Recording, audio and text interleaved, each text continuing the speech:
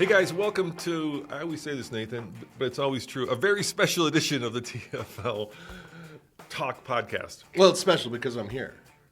Yes, and we'll be talking about why you're here and how you got here. Yeah, but there's an event that you covered and that we did, both of which are rare. One is only once a year. The other one, well, never happens. So I think that's why it's special. Yeah, so what we're going to be talking about today is, well, first of all, how we cannonballed across the country in an EV. And that video was published this last weekend. So if you want to go and check it out, it's on alltfl.com. And basically, Nathan and I and Cole, our videographer, drove from downtown Orange County in California to downtown Orange County in Orlando, or Florida. 2,500 miles in an Ioniq 5.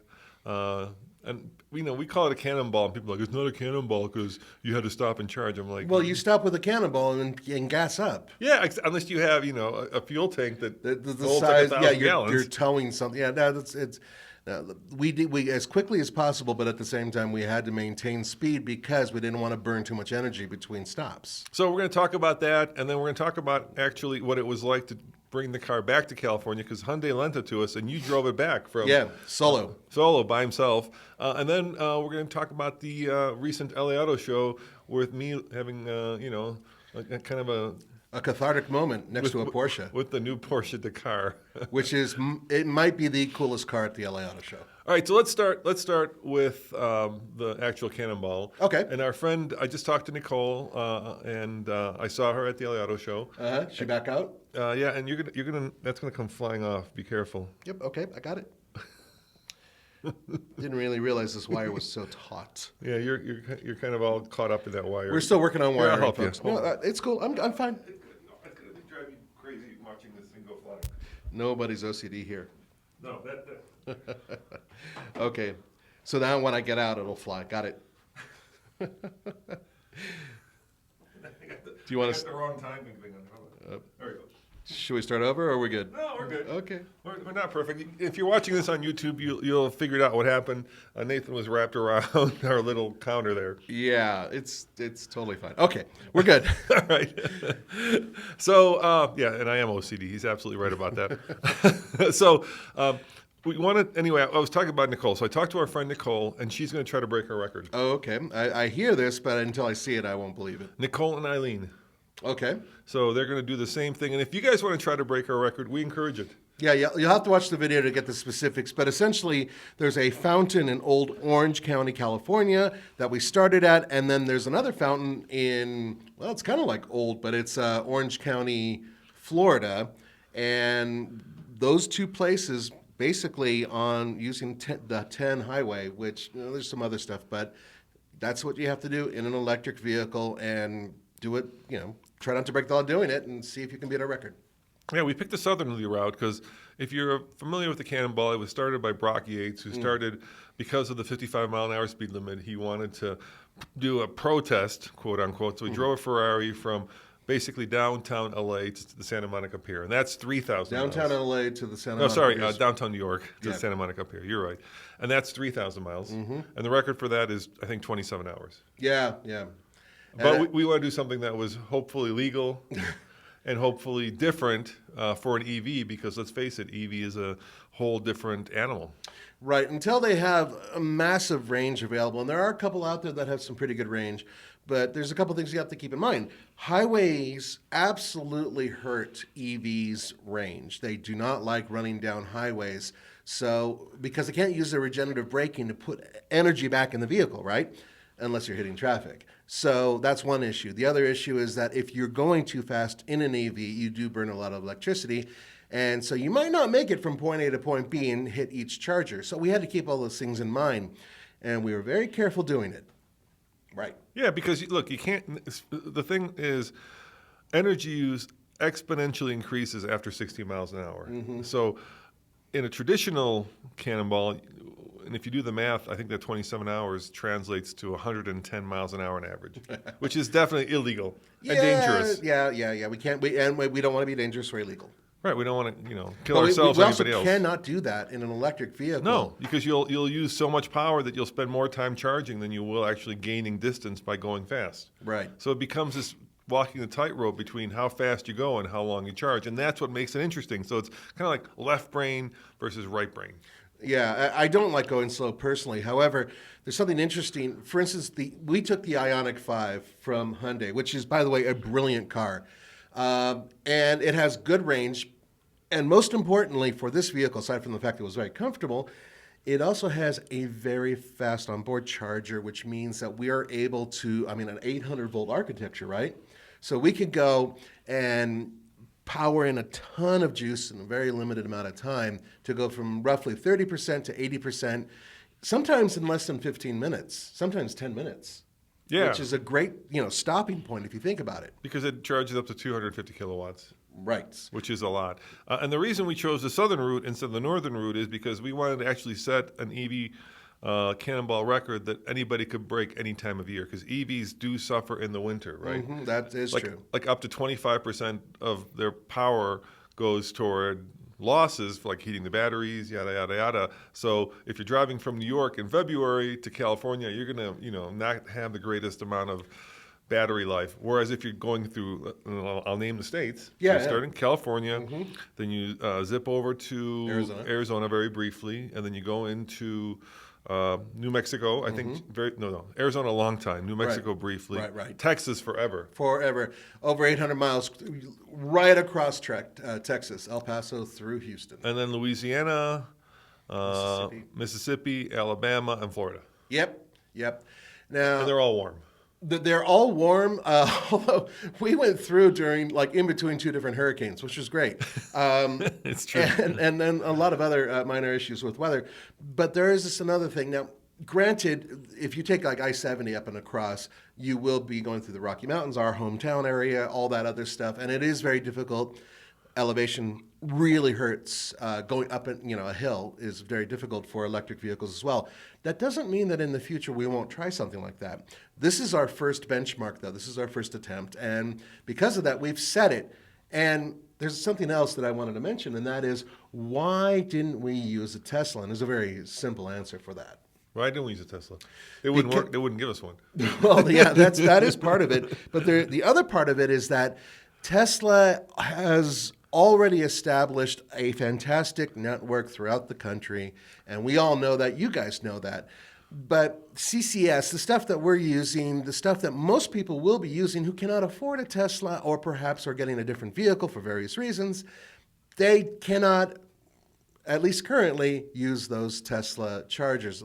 That's supposed to change in the future. You've been hearing about this, right? Yeah, I don't believe it. Yeah. It's a bunch of, Elon makes a lot of promises. Bold statements. I I don't believe it. Yeah. But anyway, if you have a Tesla and you want to try to break our record, go for it. Yeah, by all means. Nothing stops you from doing it. It's just the record is one that people are like, well, what was the previous record? There was no previous record. That's the whole point. We set a benchmark. We set a benchmark. That's why we specifically showed you the fountain in Orange County and in the other fountain in Orange County. Yeah, you got to go from fountain to fountain, touch the fountain, and you can go from Florida to California or California to Florida, whichever way you want. Doesn't really matter. And the record, Nathan, is what? What do we set it at? 46 hours and 46 minutes. Yeah, and we spent 9 hours of that charging. Yeah, we did. And it's a funny thing because one of our viewers actually pointed out something very interesting. A lot of people are like, oh my God, you could do that with only stopping for 4 hours for gas, right? Well, one of the viewers said, well, yeah, maybe. But remember that some of the stops that you were making when you're getting gas, sometimes you have to go use the bathroom and then get some food or go through a drive-through or all these other things that you might do. So maybe it's not exactly that cut and dry, which is a really good point. So what we may do in the future, and we're going to explore these possibilities, is we might try to recreate that exact same run using a gas vehicle, possibly a hybrid vehicle. It's a wonderful run. It's a beautiful stretch of highway, especially going through the south. But it is also very difficult. But it would be interesting to see what the other benchmarks are for this particular run. And I think once that's established, then you guys can go and recreate these things at will. Anyway, we also did partner with Electrify America. Yep. So that was another reason why we decided to do that, because they have basically chargers about every 100 to 150 miles, and they're fast chargers, right? Yeah, in some cases they're much closer to. Some cases they're much closer, but let's say on average about every 100 miles. Right. Go ahead. No, and for the most part, if you're taking the 10 freeway or highway across the United States, as long as your vehicle has a range of around 200 miles, you should be able to go from one fast charger to another. That's provided that the infrastructure is working correctly, and that's provided that your vehicle's charged just right along the way. But there have been a few obstacles, and there definitely are still a few obstacles out there. Yeah, I mean, if we had missed a charger, we would have probably been stuck because look, the EV, the Ioniq 5 has an EV range of, I think the EPA range is around just under 250, right? It's really, realistically, it's around 230. Right, but the problem is on a road trip, you're never charging to beyond 80% because what ends up happening is after 80%, and I think this is an EA thing as well as a car thing, charging really slows down. So let's say you're charging at 100 kilowatts or maybe even more. All of a sudden you get to 80%, and ours went on a bunch of those stops down to like 5 or 6 kilowatts, which is like trickle charging. Right. What happened, it actually was at 81% that I noticed. I remember, yeah. Because you could go a little bit past 80, and you were like 100, 150 even, and all of a sudden it would throttle down major to like 7 kilowatts or something, which is essentially like plugging into 220 or 120. It's like nothing. And that makes it very difficult for us because we're like, are we going to sit here for another hour to try to get to 90%? Yeah, not if you're trying to set a cannonball record. Right. So that was part of the thing that kind of held a gun to our head. But the fortunate part was because we're trying to also go quickly, going from 30 to 80% means that we would have 180, 190 miles of effective range. Right. Yeah. And we could shoot over to the next charger and go and do it again. And the cool part is between 30 and 80%, seriously, in some cases took us less than 15 minutes to absolutely get it up there. And then there were other chargers that were just kept cranking until 90, 95% without a problem. So it wasn't a consistent issue that we had, by the way. Yeah, and then if you're looking for like the hard numbers, like how much energy we used, and all that's in the video. So yeah, go check it out. On the part 2 of the video, which is on TFL Car, at the very end, which a lot of people didn't stay to the end, so they're asking, well, how much power did you? So like, watch the end. The very end of the video actually shows all of the information, so you'll be able to see it. But effectively, so let's say you're only going 80%, so really you might have, like you said, Nathan, maybe 190 miles of range. 180, 190, I'd say at the most. But then, remember what I said, after 60 miles an hour, you're exponentially using more energy. So now the speed limit, especially through Texas and Arizona, which is a majority of the drive, is 80 miles an hour? 75 to 80 miles per hour. Yeah, right. So let's say we're doing 80, which we were at times. You're probably down to more like 130 miles of range. Or 110. Yeah. And I revisited this after watching the video, and it was a mistake that I made, Roman. Yeah. Which was near the end of the trip going out to Florida. Not near the end, actually. It's when we were getting into Florida. We charged up, and we had one of the longest stretches, and which was like 160 miles. Right, and I didn't have my foot to the floor, but I was definitely cruising at, or the 70, 75 miles per hour, and realistically, had I kept the car at say 60 to 65 miles per hour, we would have had enough energy to make it to one spot. But because I was going that fast, we were below the amount of energy and power we needed to get to another stop. It was funny. I wake up like at 3 in the morning. So Nathan did a great job. He would like caffeine himself up. He would drink all the coffee, and he'd take the hard one, which is, like, let's say it's midnight to 6 a.m. Right? I love driving. Yeah. So he took the 2 nights, and it took us 2 nights. He would drive the whole night. And myself and Cole fell asleep. And I wake up, and I look, and there's 2 numbers, right, that I'm looking at. One is like how far it is to the charger, which is 60 miles. And then there's how much range we have, which is 58. And or less. It was like 54. I was like, Nathan, those 2 numbers are the wrong order. They should be the other way around. Right. And I'm too busy just like, listening to rock and roll. And you were like, you had the bit between your teeth. You were like, I'm going. I'm like, you're going to be pushing, dude. Yeah. So what we had to do, and this is the good news, is that if you have enough time, you can feather it out and run the vehicle more economically. And slow down, yeah. Right, and get back that mileage. Now, what I had to do, and I'll tell you later, on my solo trip back, was I was in a scary spot, and I actually had to go behind the slowest truck I could find for 30 miles in order to make it to a charger. Yes, you can draft vehicles. I do not recommend it because it can be dangerous for certain people. But in this case, we couldn't do that because we had to slow down so much that even giant big rigs, and this is in a foggy night. Oh yeah, it was terrifying. Flew past us, and I couldn't jump behind them and draft them. So in essence, we just had to sit there and go really slow. But we couldn't go too slow because on that road, if you're under 20 miles per hour over blah, blah, blah, blah, blah. The speed limit was, I think, 65? 75. Or 75. And if we were traveling more than 20 miles per hour under that speed limit, then technically speaking, we were breaking the law, and they actually could not arrest us, but give us a ticket. And we didn't want to get pulled over because that's another expenditure of energy and blah, blah, blah. So we had to maintain like 51 miles per hour or something like that. But we slowly, it was like, I'm like, okay, Nathan, now you can do 53. Yeah, and we creep up progressively. And whenever I saw a truck in the distance, I'd have to hit the hazards. If I left the hazards on too long, I was worried that would actually suck up a little bit of juice. You name it, we were just really freaking out. So we obviously we made it, but with like 4% left on our battery. Yeah, there were like 3 sketchy parts. That was one of the sketchy parts. That was one of the sketchiest. The other one was, and this is my fault, I navigated us into downtown Houston in rush hour traffic, which was not great. Yeah. Now, Houston has the freeways are very confusing all over very Texas. Confusing, yeah. But on top of that, the HOV lanes, which are beautiful, because we flew past traffic. Unfortunately, this one HOV thing dropped right in the middle of downtown Houston, which had a lot of They were traffic. having like Google versus Waze versus Apple. Oh, yeah. All 3 of our navigations were just like yelling at each other. Go left, go right. And I'm yelling at Nathan. Nathan's yelling at me. Cole's like, I can't figure this out. Yeah, poor Cole's in the back. Just like, look, it might even say something different. So we finally figured it out. We got out of there. We lost about 20 minutes, I'd say, there, which is invaluable time because we're trying to kind of break a record here. And that was, but we made up some of that time as well. And the good news is that A, we made it safely. B, we didn't manage to kill each other, which I was surprised. I thought it would happen. I thought Cole was going to lynch both of us. And finally, the car was brilliant. It was very comfortable. It was a very good road trip car, actually. And I can attest to that because I drove it back. Yeah, so let's talk about you driving it back. So what happened was we got there, and then me and Cole. That was on Friday. That was on Friday. Nathan took us. We changed our flights, and Nathan took us to the airport, so we flew home. But then Nathan had the I don't know. Was it a good or bad task of driving it back to California? Let's talk about that. I volunteered. You volunteered. Yeah, we it was probably dropped it off there. Oh yeah, we could have had it transported back for about $2,500 or something like that. I think is what it would have cost, or maybe more. What I decided to do, now this, bear in mind that things change. The TFL, when Roman makes a decision, it could be just because the wind blew a different direction.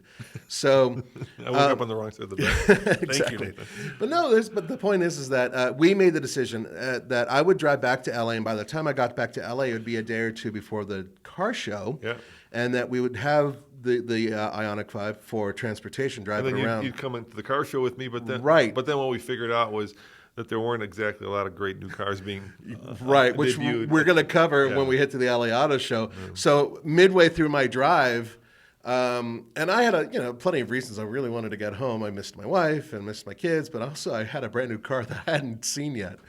That was halfway through the drive, finally his Santa Cruz gets delivered. Yeah, and of course he's I'm driving. You've committed to now driving across country both ways. Actually, that happened at SEMA when the car was delivered. That's right. But still, I wasn't there. I heard it was nice, Anyway, long story there too. But his new truck actually is also up on all TFL. So if you want to see that, that's right. Yeah, we got a couple videos coming out with that.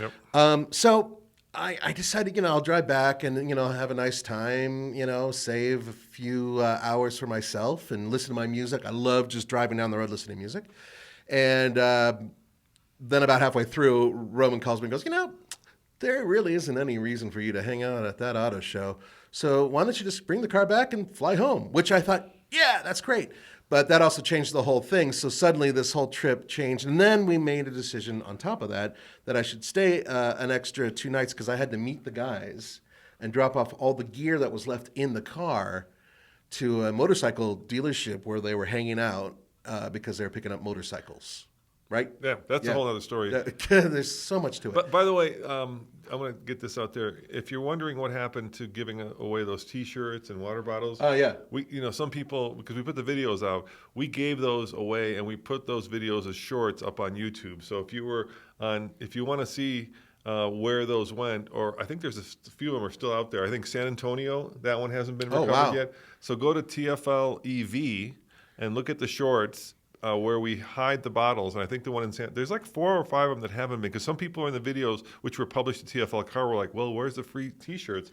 And we were filming them and driving to the next one, and then stashing them and filming them, and then publishing the videos where they're at as we were going down the road. So go over to TFL EV, check out those shorts, and you'll see, like, I think San Antonio's one of them. And you know what? We could do a post on the website to say which ones are still out there. We'll talk to Uncle Zach soon and have him work with us on So that. tell me about what it was like. It took us 2 days, right? Yeah. 2 days. It took you how long? It took me technically 8 days. Okay, 8 days. So tell me, so you decided, which was also quite mystifying. So we're flying out. I'm like, Nathan, where are you going? He goes, I'm going to Jacksonville. And I'm thinking to myself, you're going east, dude. It wasn't that far east, and that was why I wanted to do it, because I wanted to go coast to coast. I figured, because I was going to write about this. Right. I've been writing on TFL for Ever. 12 years. Yeah. So I figured, okay, it'll be a good story. So I went to Jacksonville, which is, by the way, an awesome place. So you liked it? I love it. Oh, yeah, it's a great place. There's this great... Because we finished in Orlando, which is kind of in the middle of the state. Yeah, and it's Orlando. And it's not like I was going to go to, Epcot on my own. I mean, I didn't want to be a loser. So I wanted to go to a nice place and start refreshed, because none of us had slept really in over 2 days. In my case, it was almost 3 days with Cole, because the whole thing we did with SEMA. So I go to Jacksonville, and that's where I start. And from Jacksonville, immediately a major problem. What happened? Fast chargers are unavailable. Ooh. And this is a problem because slow chargers on a car which has, I think this has, 87 kilowatt hour battery. Ish. So on a level 2 charger, that's an all-night charge. All night to go from empty to, and we were pretty much always going down to like at least 20% or so. Yeah. So what happened? So what I had to do is I had to chart my way to different level 2 chargers to eventually get myself to a level 3 charger. And I was an idiot. I didn't bother looking at this next level 3 charger to see whether or not it was actually working. So there's an app called, is it Charge? No, it's PlugShare, right? What's the app? PlugShare. There's a couple. There's a PlugShare. Electrify America has their own app as well, which worked actually pretty good for me heading back home. Yeah, PlugShare. I've got it right here. Yeah. So there's this app called PlugShare, and you can go into it, and it tells you, it's crowdsourced, like, where the nearest chargers are, and it gives you these little, if you're watching this on YouTube, you probably can't see it, but it gives you little icons, like green ones are level 2, yellow ones are level 3, so it depends. Right. So And it tells you if they're working. I was using 4 different apps to try to navigate through from Jacksonville, heading towards Tallahassee. Yep. Okay, because that was essentially my way out. Okay. Now Tallahassee was going to be just a stop. I was going to do my first stop over in Mobile, Alabama. Okay, that was my first initial stop. I didn't make it because I finally found a level 3 charger after using ChargePoint, PlugShare, and of course Electrify America. And I didn't bother researching the information early because I was still a little groggy, and there's no excuse. I was just being lazy. And that's why I kept having to hit, like, wait a half an hour to an hour and get up to maybe 5% extra charge, and then make it to the next level 2, 5%. And also, some of those level 2 chargers were broken. I actually went to a library where one was vandalized and completely destroyed. So you spent a lot of time sitting in your car. That first day was really rough, and I was really disenchanted by the whole thing because I made it to Tallahassee by midnight, which should have been just a stop along the way to Mobile. So I grabbed a hotel in Tallahassee. Did you charge up overnight at the hotel? Did you find hotels with chargers? Okay, here's another problem. All right. So what I did, and I used hotels.com, and I'm not giving them a free thing because they made a mistake, and that is you can actually check mark it when you're checking your hotels for chargers. For hotels that have chargers. What it won't do is tell you whether or not that charger is a Tesla charger only. Oh. So you have to call the hotels. Now, a lot of people at these hotels are not very well educated about the amenities they provide for electric vehicles. So because they tell you misinformation. Oh, more than once. Oh. Yeah, I'd say out of the 8 hotels I had to stay at, I'd say 3 of them had absolutely no idea what they had. And I went there assuming that I'd have a place to plug in. Yeah, so you could start fresh with a full battery. Right, and no bueno.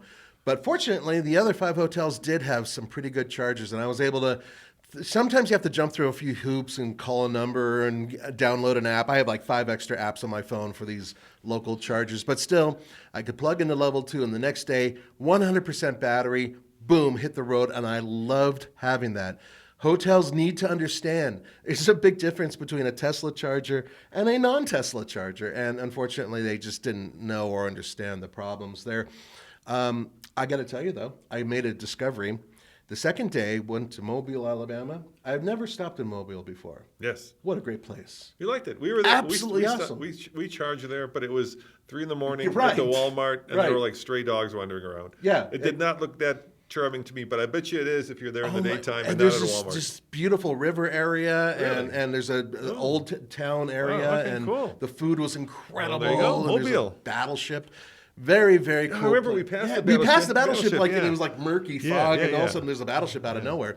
So which I didn't go on to the tour because I didn't want to pay $15. And I also remember, even though I could take my time going back home, I still needed to get back home in about a week. Well, back to LA, I should say.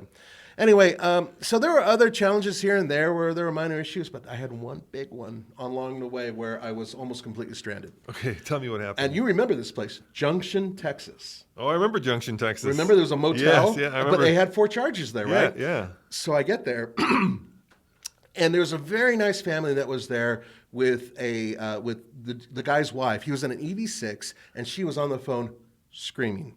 And I wondered why she was screaming. And then I looked at each one of the things, and they were all shut down. Ooh. I'm at less than 50 ouch. miles range. They were probably even less. And there's nothing around there. The closest level 2 was 56 miles away. Ooh. And I mean, there's nothing around there. This is an oil town, right? So I just wait, and it took her about a half an hour. Finally, one of the 150s comes back to life, and I let them plug in because she went through all the trouble. So that stop, which could have been a disaster, took about 2 hours to charge, which slowed me down once again. I gotta think, like, all you out there who are listening to this who don't have an electric car, haven't road tripped an electric car, you're like, I will never road trip an electric ar in my life. Yeah. And there's a couple lessons here. So I think there's 3 main lessons. So let's go through them, okay? Okay. Number one, Tesla has just a huge advantage with their supercharging. They network. have like almost a decade head start on some of these other guys with their infrastructure. And as part of number one, the other thing that Teslas do, which the competition doesn't do or tries to do, is Tesla will actually tell you how long to drive between chargers and how long to charge. So if you go to Tesla and you say, I want to drive from downtown Orange in California to downtown Orange in Orlando, it'll tell you where to stop for how long to stop. And most of those places will be in nice locations. They built their supercharger network out in places where there are Starbucks or shopping malls. With Electrify America, which is the biggest competitor, it's usually Walmart's. And the first couple of Walmarts are nice, but by the 4th one, you're kind of done with Walmart. I'd say 80% of the ones were Walmarts. There were also some hotels that they were hooked up to. And the problem with some of these hotels is that if you really want to use their bathroom and you walk in, they're motels. Some of them are like, oh, I don't know, you're not staying here. And I actually encountered that as well. So what confounds me, Nathan, to this day, right, is like there are like different lessons that Tesla has brought to the world when it comes to electric cars. First and foremost, like the easiest one is get rid of door handles. Not everybody's gotten rid of door. I hate that lesson, but they've done it. Another one that I hate that Tesla pioneered, put all your stuff into a screen. So lose hard buttons, and it's cheaper to manufacture a car with no buttons. It's true. All right. Another one that they did, over-the-air updates. Love that.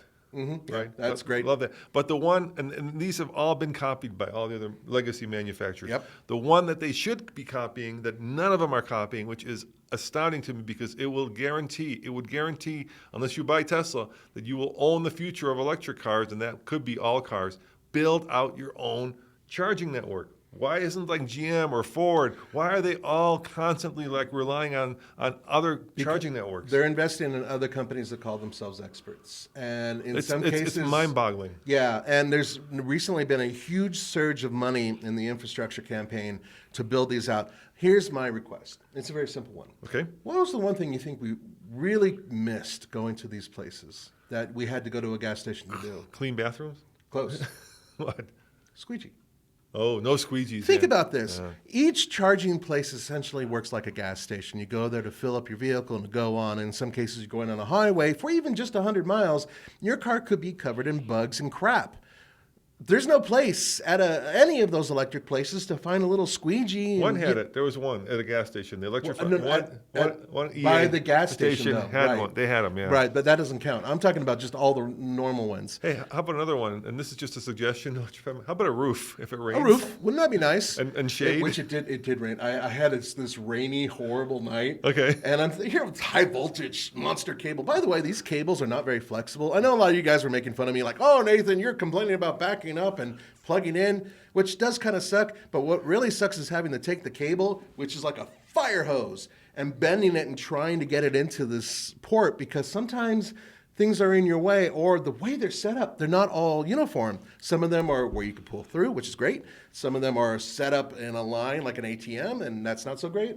And the worst ones are these off-center ones that they had that you have to back into, and those things were crazy because you can't really bend the thing up and around and over the cart. Anyway.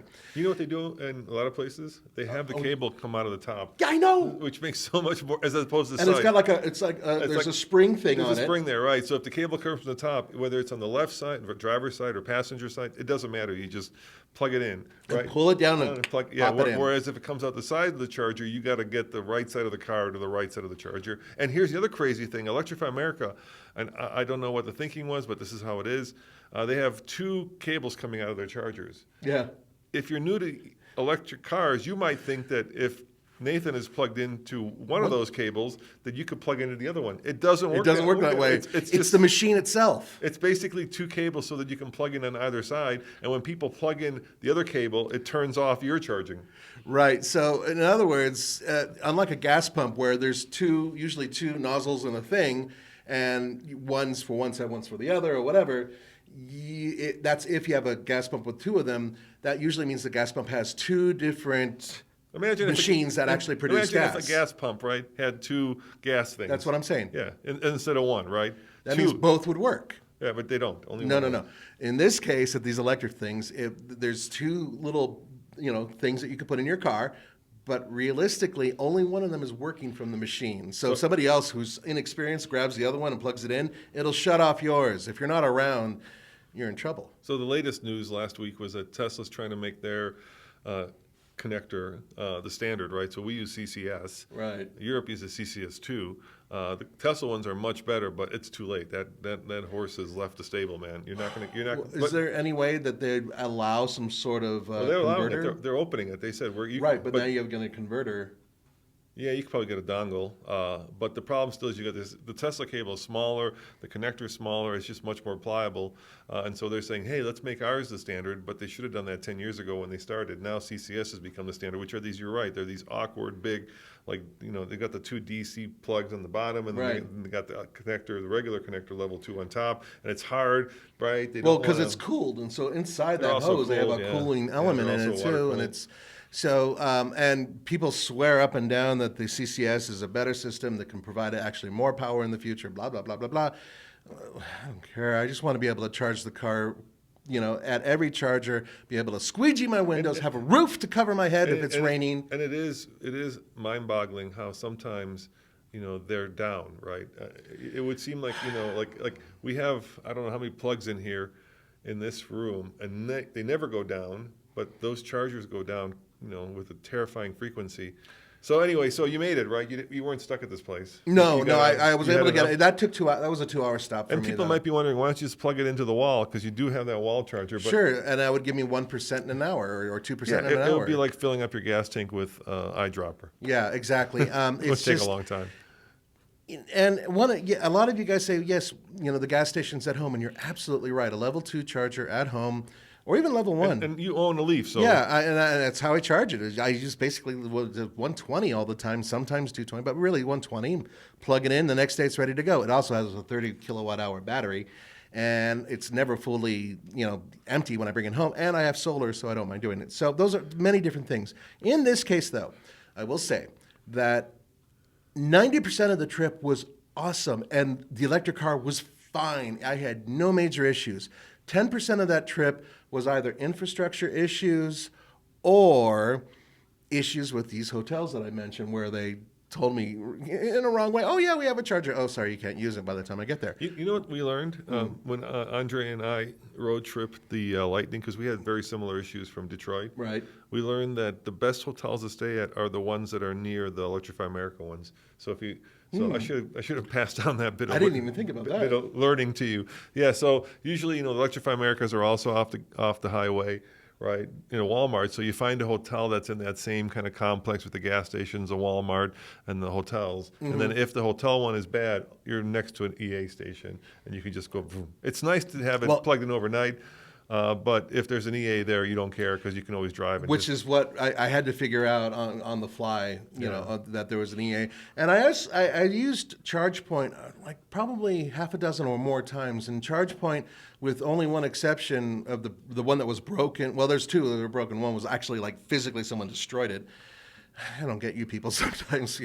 Why do that? Anyway, so I use ChargePoint a lot as well. And ChargePoint's great for level 2. They do have some level 3s in California, and I actually, our friend Motoman showed me one when I went to visit him when I went to Southern California. So encapsulating this whole trip, it was a very eye-opening experience because I had to solo this vehicle. I didn't have any backup from the guys, and I had to use apps, and I was able to do it. And had I taken my time even more so, and actually really explored, making sure I called every hotel and said, hey, go outside and look and make sure it's not just a Tesla charger, or make sure you actually have a charger, which in some cases some of them didn't. Or make sure that it's working. That too. That was, yeah. So, but many of these things set aside, I had a great time. I mean, there was some great stuff. There's not a Ram 2500 parked in front of it. Oh, BMW 7 Series. I actually have a picture. Now, I did write a story on this journey, which is up on TFL Car. That posted just a few days back, and that actually has a picture of the parking lot where one of the chargers is being taken up by a BMW 7 Series. And not the new one.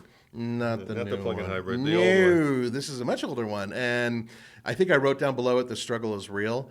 I found some other places where there was one guy in a giant diesel truck who deliberately parked in a CCS spot, and I just thought that's classy. And he came running out, jumped in his truck, and took off the minute he saw me pull up, though. So I think maybe he was aware. He was aware. I don't know. Anyway, but the trip, it's a good start. And I think that a lot of you guys who want to do this type of trip cross-country, as long as you plan it carefully, you can totally do this. And you don't have to do it in 46 hours. You could do it in like 4 days comfortably. Look, you just pointed out in a really clear and easy way the problem with electric vehicles, right? Mm-hmm. It's a whole new animal. And like there was a New York Times story where a New York Times reporter who should have known better rented an electric car and took her like 15 days to go across whatever. I'm exaggerating, but it took her 3 days for what should have taken 12 hours. And the problem is people, don't get into the weeds about these things, right? It should be like a gas station where you just pull in and you stick the pump in and you fill it up. And it eventually will get there, I'm assuming, but not right now. And some of these charging networks aren't making it any easier, right? I mean, I can't tell you how many times I've pulled up to a charger where I don't have the app, and the first thing they make you do is download the app. I'm like, why are you making me download an app? Especially if you're in the middle of nowhere. I don't want your app. I really don't want your app, because in order for me to then make the charger work, first I have to download the app, which then means I have to have self-service, right? Which you may or may not. Exactly. Right? Then it has to connect to the charging network, which it may or may not. Why don't you just have, credit card, boom, done, plugged in, charging? Just like you do at a gas pump. Yeah. And a simple machine, and I don't understand that.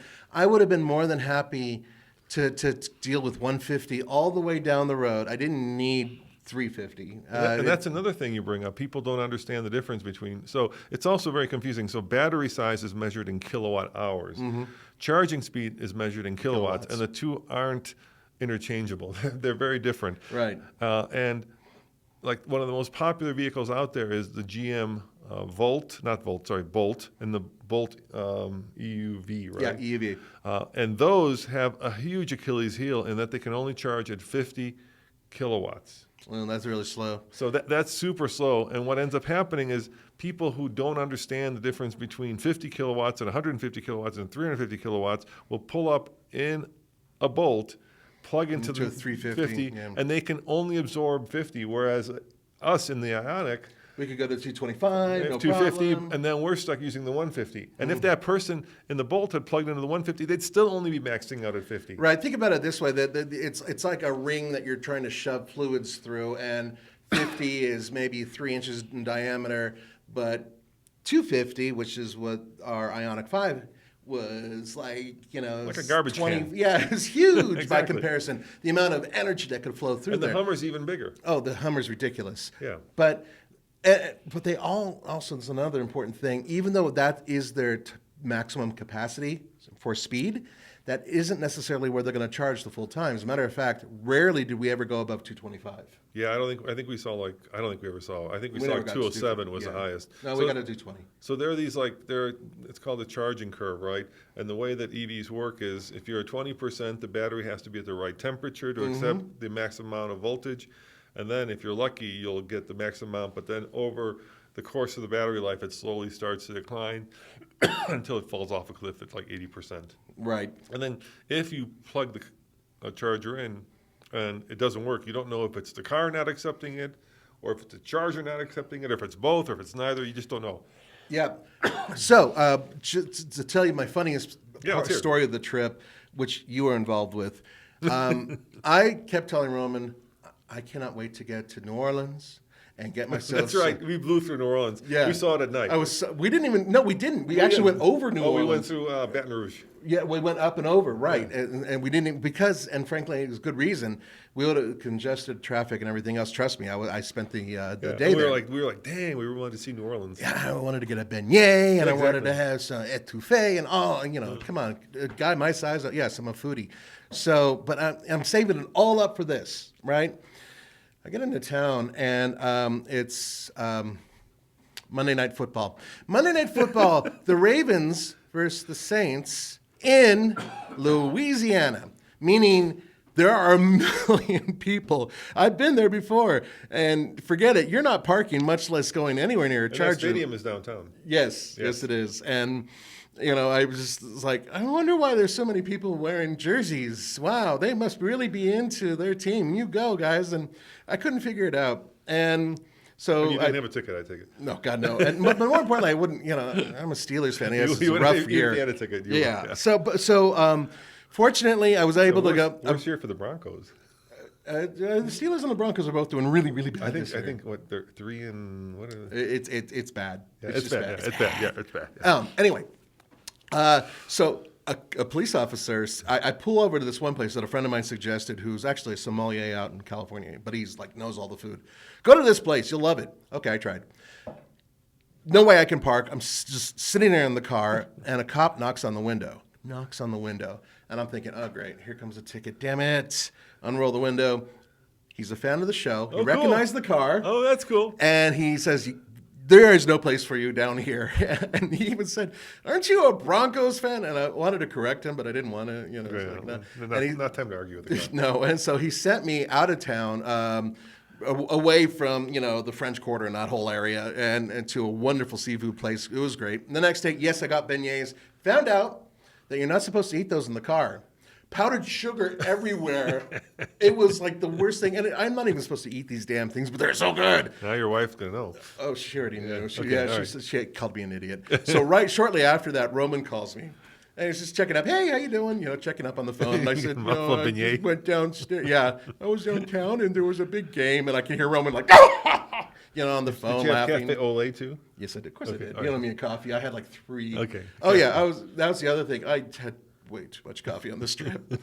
But that was like the kind of funny, amusing part. And I love New Orleans. It's like one of my favorite places, and I just couldn't experience it very much because there was a gazillion people for the game. So the highlight of my road trip was actually Mobile, Alabama. And also, I had a great time getting through Houston, which was a bigger nightmare than before.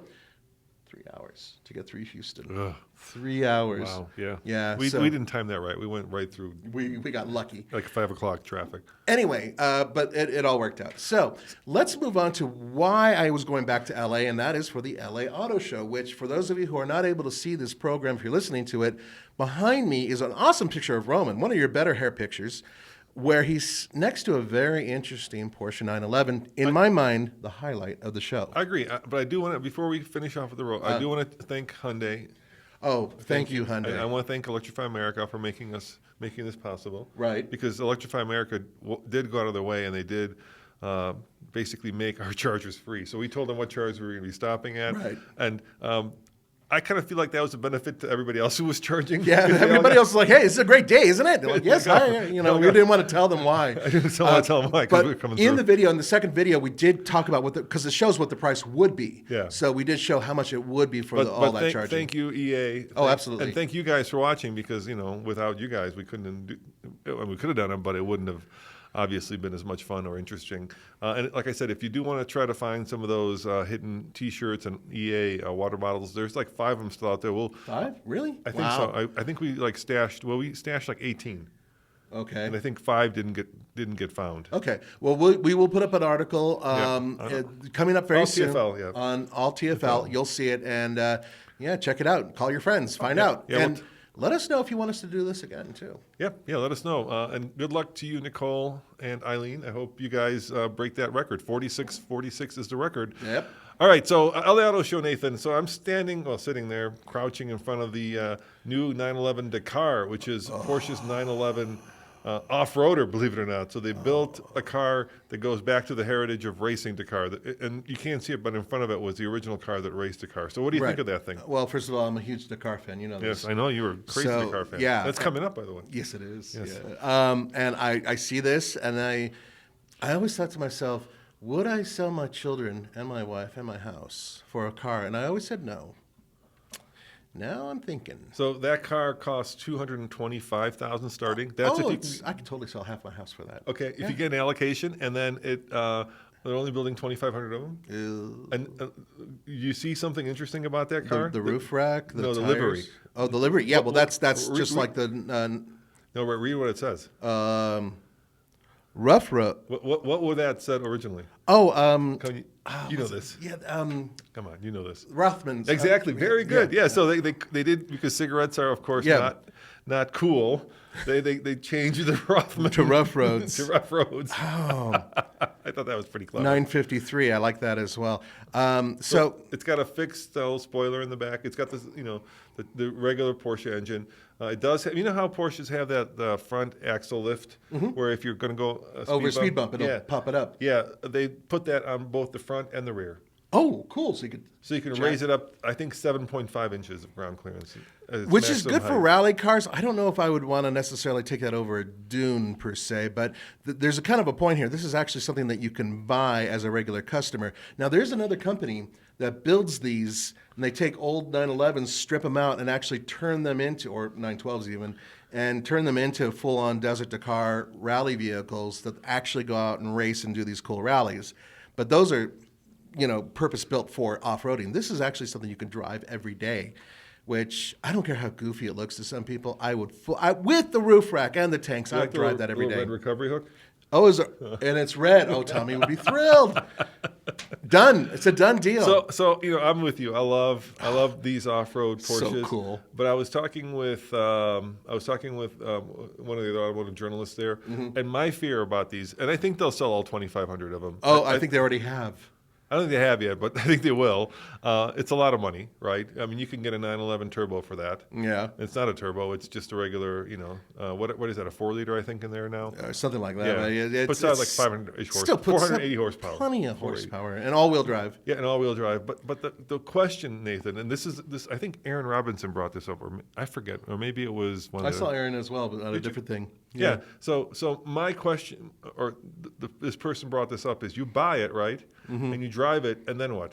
Because you're not going to take it off-road. Yes, I will. No, you will, but 99.9%. Yeah, most people won't. So you're not going to take it off-road, and then you've got a vehicle that is a little bit compromised because it's got these really cool Pirelli all-terrains on it. Right. But let's face it, they're not going to be, a Porsche 911 is the ultimate performance car, right? So the reason you have it is because you're going to take it on the track or you're going to take it into a canyon. You could do that with this, but it feels a little bit like a duck out of water. It would be a little bit, and then because you're rich enough to afford this car, which is pretty much $250,000, then you can easily put on other tires. And But why would you do that? That makes it silly then. Then just get yourself. I mean, you got to keep those tires because if you put on street tires, then you've got a regular 911. What's the point? Oh, there's plenty of companies that make tires that look street tires, but are the other way around, that look off-roady, but are street. I see what you're saying, but because there's only like you drive it like once and then what? No, I disagree. There are 2,500 other guys like me who are out there who are like, yeah, I'm going to take this. You know where I would take it in the first place? Where are you going to take it? I would take it to Southern California. Okay. And then I'd drive up north. Yes. And I'd flip off all the guys like, yeah, look what I got. This is a badass car. But they'd be like, no, hear me out. They would be scratching their heads like. Yes, exactly. They'd be scratching their heads. Why do you think you're so cool? Because I'm going to Pismo Beach. Pismo Beach, which I think is still open, is one of the few beaches where I could take this thing, punch it, rooster tails, doing that, and then I would do a road trip heading back, and I would stop in Moab, Utah. And in Moab, there's dunes. And there's a really good rally course actually out there. I would do that. I do it. I know you would, but I'm like, first of all, I love that car, but I just drove back a G-Wagon squared. If you're going to do that, I would rather do it in a G-Wagon squared. Right, because it's like you're not going to take that to Moab because the G-Wagon Square will do Moab, right? It won't do Moab. I will do fins and things. You will destroy that. I wouldn't take it to fins and things. Right, so I would take it to Melts. Onion Creek. Melts. You get a shake. That's perfect. Yes. And then, but there's dunes there. I'll take it to the dunes. I totally would. But yeah, 7.5 inches of ground clearance. You're going to get high centered like that. Not one of the dunes I'm talking about. I've actually taken like a Toyota RAV4 and it was fine. Yes, you have. This is true. So I could do it in this. But that one wasn't yours. Then you didn't pay $225,000 for it. It still did just fine. But I would find a reason for this, and 2,500 other guys. These guys would put them on boats and bring them across to where they actually. This is a rally car, Roman. It's going to happen. It's going to be bought up in Saudi Arabia and Qatar and all those places. Yeah. It's going to end up in some garage somewhere and be driven 5 times a year, if that many times. I know, and that's what makes me sad. Yeah, that's what makes me sad. Okay, but let's talk about the other show before we wrap this up. Because the other car that was significant. Which is surprising. I can't believe I'm hearing these words, but it's true. Let me give you the number: 0 to 60 in 6.5 seconds. What car am I talking about? It's a Toyota. Yeah, it's a Toyota. The Prime version gets about 38 miles of pure electric range. So now I'm making it easier on you. Mm-hmm. And it has a very sleek body, doesn't it? Like a really sexy looking body. Dare I say sexy? Yeah. Have you figured it out? It's the freaking new Prius. The Toyota Prius. I know. Is now a badass baller that looks sexy as hell. I know. What the hell happened? This is awesome and unexpected. Yeah, I'm with you. And they got rid of that kind of funky display across the center, right? Where it was like this bar across the center. Now they've got a regular driver-centric display, and on the Prime, get this, they actually put a solar panel on the roof, Nathan. Very cool. The whole roof is a solar panel. It doesn't charge the main battery, but it does charge the 12-volt. Which is fine. A lot of people, that's another whole discussion, another video. People think you can put a battery or a solar panel on a roof and then charge a big DC battery. You can't. Yeah, you really can't. What you can do is you can charge it, but it would take like the whole year. You can get the foldable solar panels. I actually have videos, these guys on YouTube who've done this. And you have to go through another box and then charge your vehicle, and you can do it in a few days. So wait, hold on. Here's the funny story. So, there's that Rebel Rally, right? The all-women kind of orienteering, which is kind of like a mild navigation. Navigation, yeah. It takes place, and our friend Emmy drove. She won it. Yeah, she won it, and she drove the Rivian, right? Yeah, 2 years ago. Yeah, and you know how they had this giant trailer that they brought with giant solar panels on it, right? Mm-hmm. That they would unfold to help charge the vehicle. And the key word there is help, because inside that trailer were a bunch of big-ass diesel generators. Yes, they were. But now there's a caveat to that. There's a caveat. Yes. Because Rebel actually reached out about that. The company that supplied the power actually had these hydrogen cells that they wanted to bring. Uh-huh. They didn't have. They had to have a special legal pass in order to do that, in order to transport And hydrogen, therein lies and they the couldn't do problem it. with So, hydrogen as so a power source. I know, but the last moment they had to switch to The the diesel. diesel instead of having the hydrogen. And the hydrogen would have worked great because the only byproduct is water, and basically would have charged these things without a problem. GM has that too. They have these like portable And that's coming hydrogen real fuel soon. cell chargers. Yeah. And that's a whole other discussion, a whole different podcast where we're going to talk about the future of EVs and things like that can be dropped off in a rural neighborhood, which would charge your car, which is cool. But anyway, back to this. Yeah, back to the show. the new Prius is coming out beginning of next year, so very soon. And then the Prime, the one with 38 miles of all electric range. And a super powerful powertrain. Yes, it's coming. The 6.5 second 0 to 60 is coming out sometime either spring or summer of 2023. So not too far. Now, speaking of electric and Toyota, that's a very interesting thing. I think that Akio Toyota has made a bold statement with this. He does not like electric vehicles. And I agree with a lot of his logic. He's like, dude, we can make these hybrids extremely efficient, very clean, and no range anxiety. You basically have the best of all worlds. You can plug them in, you can gas them up, all this other stuff. They're super reliable now.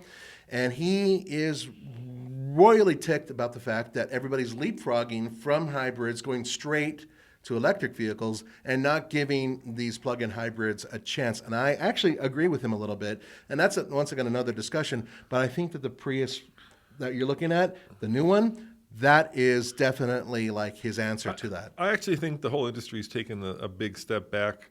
I think they feel like they've rushed into electric maybe too early. And because of all the issues, of course, you talked about on the road trip. So now we're seeing kind of this dawn of the hybrid where people actually, and the great thing about a hybrid is that, you can never plug it in if you don't want to. If You could just run it on gas if you want. You can run it on gas, or you can bring it home, plug it in. The best case use scenario for that Prius is you drive it to work, you plug it in at work, you drive it home. Let's say your commute's 30 miles. You're fine. If your commute's longer, you run out, no big deal. The gasoline engine And it's kicks on. seamless too. At least with the old Prime, it was completely seamless. You had no idea that you were running between electricity and gas. And it's another discussion, Roman. It's a long discussion about the fact that everybody's leapfrog plug-in hybrids. They're super reliable powertrains now. Tommy just drove a Mitsubishi that had a superb plug-in hybrid powertrain. Yeah, and let's face it, Jeeps, during the 4xe? The 4xe Yeah. now. So you've got the Wrangler 4xe, which is a plug-in hybrid. You've got the Grand Cherokee 4xe, and those things are red hot. People are buying. You can't get them. Now, coming back to the auto show, speaking of Stellantis, Yes. they did show the Fiat 500e. Yes, they did. Which will be coming here to the United States, but it's not the one they brought because for some reason they said, here, have a look at this really cute little car. Oh, They had three of them, 3 designer editions. yeah, but these aren't for you. Sorry. And then the E's not coming till 2024. So if you're out that far, I'm kind of like, oh, that's really far. That's over a year. Just come on, guys. I mean, I get it. You could have at least had a concept on the floor or something. I don't know. I know that their budget's limited with Fiat, so hopefully we'll be able to get something. And what else was there? Well, there's a couple other cars. Subaru, sure. they had something that came out, but there was more. Sure, there was a refreshed Escape. Yes, but it was like really refreshed. Yeah. So I still think it lives in the shadow of the Bronco Sport. And rightfully so. The Bronco Sport's a fun vehicle. The big one that I already driven and I already covered because I went to Korea was, of course, the follow-up to the EV5, The which is a EV6. Hyundai EV6, Right, which is actually even more fuel efficient. It looks kind of like a Infiniti first generation that's been smashed together with a Porsche. It's kind of this weird. Some people like it, some people don't. Yeah, Simon, I love you, dude, the designer, but it's a weird. I don't know. I think we'll see. Time will tell. It's a teardrop. It's one of the most efficient shapes out there. The drag coefficient on this is remarkably low. Yeah. And then the one that everybody lost their over was the ID Buzz. Yes. But you're still not going to drive it until 2024. Yeah, that's the van, right? That's the Volkswagen electric van. Yeah. And we're getting the 3-row. They had the European vans out there, which were the 2-row. And by the way, I was talking to the PR guys, and they invited us to come out to California and drive them. Yeah, that's far out. Let's do it. So I said, yeah. I said we'd like to buy one too, because I just the amount of popularity. Lexus had their first the RZ, the new all electric, which is It's a really good looking vehicle. it's basically built on the BZ4, the Toyota BZ4 platform. So that was there. And then, of course, Infiniti had all of their new concepts out there, the X concepts, the convertible, incredible, just stunning. Really, Not really. Infiniti, sorry. Genesis. Yeah. Genesis. Yeah, sorry. Yeah. Yeah, Genesis had those out there. But, nothing that would be like no new Mustang or, nothing, no like huge headliner where you'd be like, wow. And truck-wise, Nothing. Nothing. LA's never been a big truck show, but they've always had some sort of truck thing. I got my hands on the new Colorado. It's really nice. So I sat in it and I kind of crawled around it. I thought that was really cool. Yeah, isn't it a pretty truck too? I think it's just a really nice design. And the one that really kind of blew me away was the Chevy Trax. Which, when you mentioned that, my jaw hit the floor because $21,000 starting price. that's a hell of a good price. Yeah. So any details on it? Source? Yeah. It's a 1.3 liter 3-cylinder, 1.2 liter 3-cylinder. But I think it's a turbo. It is a little turbo, yeah. And it's really nice actually. For the one they had there was the Active, which is the top of the line, comes in at $29,000. But I know that sounds like a lot, but when the average new car price is now approaching $50, $29,000 is a bargain. Yeah, I mean, look, I paid $32 for my new little vehicle, and that was like near the bottom of the range. So look. $21,000 for any vehicle that provides as much stuff as this does, and I think it's actually pretty good looking too. I think that's a really good first car. So let me pass along some of the. This is all speculation. Okay. So this is talking to people at the show. So this is completely speculation. It's not real, but this is a speculation. So I'll drop some news on you. Okay. All right. This is big. You ready for it? Yeah. The Land Cruiser's coming back. Next year, they're bringing the Land Cruiser back based on the Prado, which is there's the GX way. basically. Yeah. So that's a scuttlebutt. The Land Cruiser is coming back next year. Well, I think they understand that they left a really big hole in their lineup, and perhaps Toyota's learned a lesson. Don't get rid of stuff that we like. Even though nobody was buying it. So more Toyota scuttlebutt? Once again, not confirmed. This is just rumor mill. This is just rumor mill. All the journalists are there. Yeah. Tacoma is going to be unveiled at the Chicago Auto Show. Going to come out as a 2024 in like the summer of 2023. Okay, but this upcoming 2023 Chicago Auto Show? Yep, in like 2 months. Yeah, because it's in January, right? So we should. We go every year anyway. Yeah. So there might be a new Tacoma. And there might be a new Land Cruiser at the Chicago Auto Show. That would be an absolute game See, now changer. you got some like marquee names you could put right. out there. Well, but the thing is Chicago's suddenly become like the truck show. It has, yeah. And I mean, remember just 10 years ago, Chicago had like one truck or two trucks, and there was like a trim. Yeah. And then and now it's really just becoming important and good for Chicago and good for Toyota if this is true. We don't know if this is true for sure. Is there anything else before we wrap it up at LA that was worth one more bit about? of scuttlebutt. It seems that you guys, and I'm part of this, are getting really sick of unobtainium. I'm just really sick of it. So I'll give you two vehicles that people have no interest in, and that's because they're silly.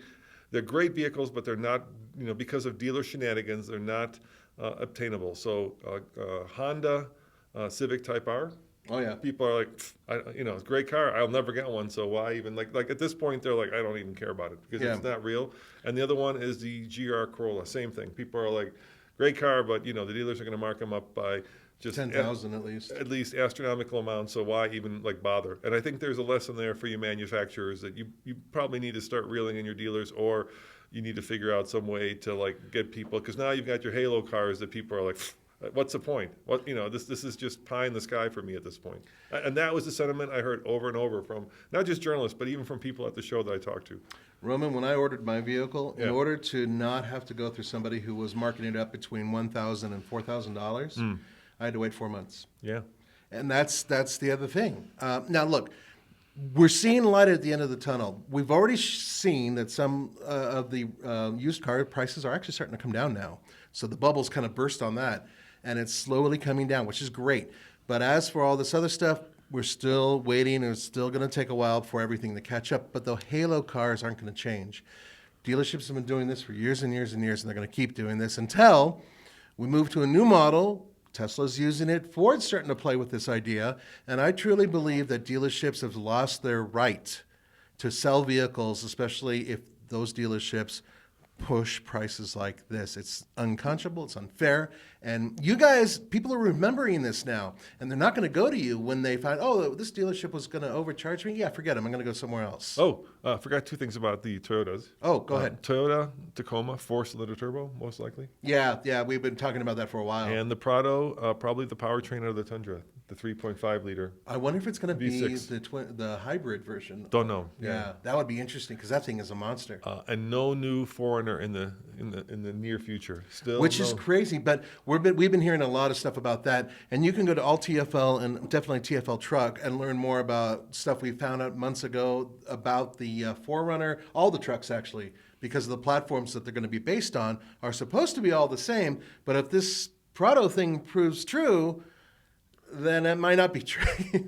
It might all change. It makes sense, right? If there's Why not? the demand for it, you've got basically it's a GX, right? So basically, you're rebranding a Prado into a GX that you're rebranding into a Land Cruiser. Why not? Yeah, why not? I mean, they did it kind of the other way. Yeah, I mean, you've got the GX here already, so put a different powertrain in it and call it done. Yeah, why not? Yeah. I mean, that'd be great. Okay, guys, definitely a lot of talking today.